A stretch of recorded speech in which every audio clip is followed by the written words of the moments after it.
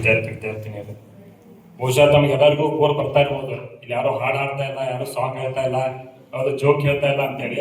But ಆದ್ರೆ ನೀವು ಈ ದಿನ ಎಸ್ಪೆಷಲಿ ಹೆಣ್ಮಕ್ಳೇನು ಇದ್ರಲ್ಲ, ನೀವು ಈ ದಿನವನ್ನು ನಿಜವಾಗ್ಲೂ ನೆನೆಸಲೇಬೇಕು.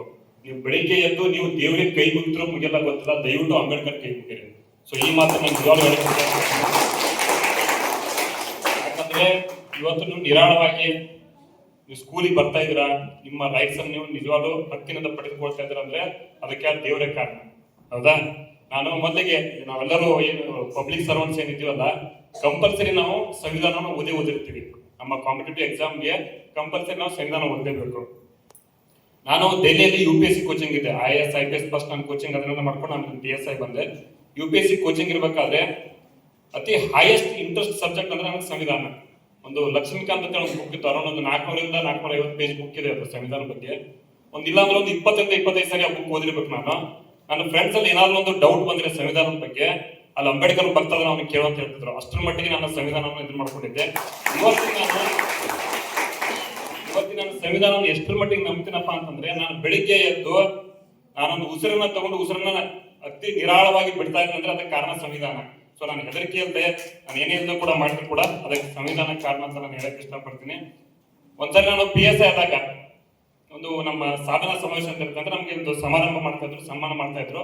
ಅವಾಗೊಬ್ರು ಹಿರಿಯ ಅಧಿಕಾರಿ ಬಂದಿದ್ರು, ಒಬ್ಬ IPS ಲೆವೆಲ್ದವರು. ಆ ಟೈಮಲ್ಲಿ ಒಂದು ಮಾತೇಳಿದ್ರು ಅವರು, ನೀವು PSI ಹೋಗಿ ಒಂದು ಜಾಬ್ ಮಾಡ್ಬೇಕಂದ್ರೆ ಹಲವಾರು ರೀತಿಯ ಕಷ್ಟಗಳು ಬರುತ್ತೆ, ಹಲವಾರು ರೀತಿಯ ಸಮಸ್ಯೆಗಳು ಬರುತ್ತೆ. ಎದುರಿಸಬೇಕಾದ್ರೆ ಅದನ್ನ ನೀವು ನಿಭಾಯಿಸ್ತಾ ಇರ್ತೀರಿ. ಅದು ನೀವು ಕರೆಕ್ಟ್ ಅಥವಾ ತಪ್ಪ ಅಂತ ನಿಮ್ಗೆ ಗೊತ್ತಿರಲ್ಲ. ಕೆಲವೊಂದು ಪರಿಸ್ಥಿತಿಗಳು ಬರ್ತವೆ, ಸಂದಿಗ್ಧ ಪರಿಸ್ಥಿತಿ. ನಾನು ಮಾಡುವಂತ ಕೆಲಸ ಕರೆಕ್ಟ್ ಆಗಿ ಮಾಡ್ತೀನಿ ಅಥವಾ ತಪ್ಪು ಮಾಡ್ತೀನಿ ಗೊತ್ತಿರಲ್ಲ. ಆ ಸಮಯದಲ್ಲಿ ಒಂದು ವಿಚಾರ ಮಾಡಿ ಅಂತ ಹೇಳಿದ್ರು. ಏನಂದ್ರೆ, ನೀವು ಆ ಸಮಸ್ಯೆನ ಎದುರಿಸ್ತಿರ್ತಿರಲ್ಲ, ಆ ಜನರಲ್ಲಿ ಅಥವಾ ಸಮಸ್ಯೆನ ಎದುರಿಸ್ತಿರ್ಬೇಕಾದ್ರೆ ನಿಮ್ಮ ಎದುರುಗಡೆ ನಿಮ್ಮ ತಾಯಿ ಮತ್ತು ಅಂಬೇಡ್ಕರ್ ಕುಂತಿದ್ದಾರೆ.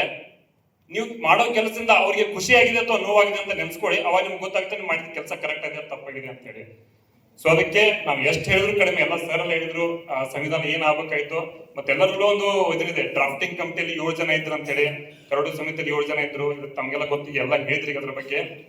ಬಟ್ 7 ಜನ ಇದ್ರು ಕೂಡ ಅದರಲ್ಲಿ 2 ಜನ ಫಾರಿನ್ ಅಲ್ಲಿ ಇದ್ರು. ಇನ್ ಕೆಲವೊಬ್ಬರಿಗೆ ವಯಸ್ಸಾಗಿತ್ತು, ಇನ್ ಕೆಲವೊಬ್ಬರಿಗೆ ಅದು ಇಲ್ನೆಸ್ ಇತ್ತು, ಅನಾರೋಗ್ಯ ಸಮಸ್ಯೆ ಇತ್ತು. ಮೆಜಾರಿಟಿ ಹೈಯೆಸ್ಟ್ 99 ಕಾಂಟ್ರಿಬ್ಯೂಷನ್ ಇರೋದು ಅಂಬೇಡ್ಕರ್ ಅವರ ಸಂವಿಧಾನಕ್ಕೆ. ಸೊ ಅದಕ್ಕೆ ಅತಿ ಮಹತ್ವ, ಪವಿತ್ರವಾದ ಗ್ರಂಥ ಅಂದ್ರೆ ಸಂವಿಧಾನ. ಸೊ ಎಲ್ಲಾ ಮಕ್ಕಳಿದ್ದೀರಿ, ಇವತ್ತಿನ ನಿಮ್ಮ ತಲೆಯಲ್ಲಿ ಫಿಕ್ಸ್ ಮಾಡ್ಕೊಂಡ್ಬಿಡಿ, ನಿಮ್ಮ ಜಾತಿ ಮಾನವೀಯ ಜಾತಿ, ಮನುಷ್ಯ ಜಾತಿ, ಮತ್ತು ನಿಮ್ಮ ಧರ್ಮ ಭಾರತ ಧರ್ಮ ಅಷ್ಟೇ ನೀವು ಇದನ್ನ ಮಾಡ್ಕೋಬೇಕು. ಸೊ ಎಲ್ಲರೂ ಸಮಾನತೆಯನ್ನ ಕಾಣ್ಕೊಂಡು ಅವರ ಬರೀ ನಾವು ಕೇವಲ ಪೂಜೆ ಮಾಡೋದು ಮಾತ್ರ ಅಲ್ಲ. ಅಂಬೇಡ್ಕರ್ ಅವ್ರ ಒಂದು ಮಾತು ಹೇಳ್ತಾ ಇದ್ರು, ವ್ಯಕ್ತಿ ಪೂಜೆ ಮಾಡ್ಬೇಡಿ ಅಂತ ಹೇಳಿ. ವ್ಯಕ್ತಿ ಪೂಜೆ ಮಾಡಿದ್ರೆ ಅವ್ರನ್ನ ದೇವರಾಗಿ ಇದು ಮಾಡ್ತೀವಿ. ಅವ್ರನ್ನ ದೇವರಾಗಿ ಮಾಡಿದ್ರೆ ನಾವು ನಮ್ಮ ಕಷ್ಟಗಳನ್ನ ಅವ್ರ ಮೇಲೆ ಹಾಕ್ಬಿಡ್ತೀವಿ. ನಾವು ನಮ್ಮ ಆ ಕಷ್ಟಗಳಿಗೆ ನಾವು ಹೋರಾಡಕ್ ಹೋಗಲ್ಲ, ಅವ್ರಿಗೆ ನಾವು ಸ್ಪಂದನೆ ಮಾಡಕ್ ಹೋಗಲ್ಲ. ಸೊ ವ್ಯಕ್ತಿ ಪೂಜೆ ಮಾಡೋದ್ರಿಂದ, ಅವ್ರನ್ನ ದೇವ್ರು ಮಾಡೋದ್ರಿಂದ, ನಮ್ಮ ಎಲ್ಲಾ ಕಷ್ಟಗಳನ್ನ ಅವ್ರ ಮೇಲೆ ಹಾಕೋದ್ರಿಂದ ನಾವು ಅದಕ್ಕೆ ಹೋರಾಡಲ್ಲ. ಸೊ ಅದಕ್ಕೆ ಪ್ರತಿಯೊಬ್ಬರು ಅಷ್ಟೇ ಈಕ್ವಲ್ ಆಗಿ ಕಾಂಟ್ರಿಬ್ಯೂಷನ್ ಇದೆ. ಪ್ರತಿಯೊಬ್ಬರು ಅಷ್ಟಕ್ಕೆ ಹೋರಾಡಬೇಕು, ನಮ್ಮ ಹಕ್ಕನ್ನು ನಾವು ಸಾಧಿಸಬೇಕು, ಎಲ್ಲರೂ ಸಮಾನ ಅಂತ ಕಾಣ್ಬೇಕಂತ ಹೇಳಿ ಈ ಸಂವಿಧಾನ ದಿನ ನಮ್ಮ ಕರೆದು ನನಗೆ ಅವಕಾಶ ಕೊಟ್ಟಿದ್ರಿ. ತಮಗೆಲ್ಲ ಧನ್ಯವಾದ. ನನ್ನ ಮಾತು